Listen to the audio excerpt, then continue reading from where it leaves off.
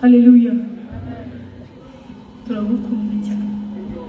Kuva kera turi musanze twakoraga muri YouTube. Twavuye duhura nawe tuzashima Imana. Imana ishimwe ko duhuye nawe. Umubyeyi mwiza. Twaravuze nidukura tuzabana. Gira amagambo meza dukomeza cyane. Umwana w'umwirigi igikuri. Uzakugenda imbere. Atari Imana Imana izabagenda. Turagukunda. Turagukunda cyane. Kuba twanakubonye turashima Imana. Uri umubyeyi mwiza. Imana izamfasha mbe nkawe niba umubyeyi.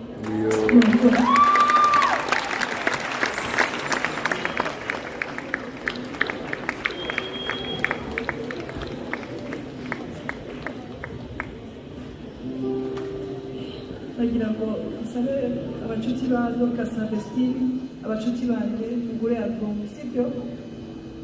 So please, Imana ibahe umugisha. Ndabizi ko ngende muri umusozi w'abapasiteri kandi na mupasiteri nigeze mbisigamo nabo ntibigeze babisigamo. So abashumba bari hano bo ndabizi ko they are supporting you.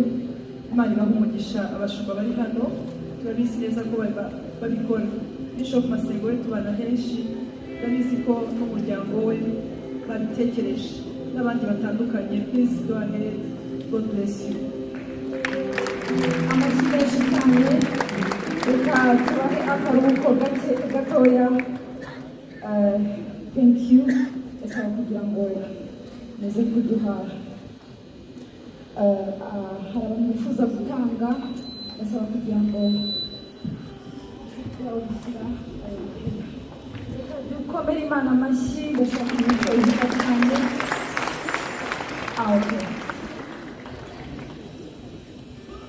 Yes, reka dukomere amashyi menshi cyane Apostle Mignone. Tumukomere amashyi n'umubyeyi w'abantu benshi nk'uko nabibabwiye. Tumushimire kubwo kwitanga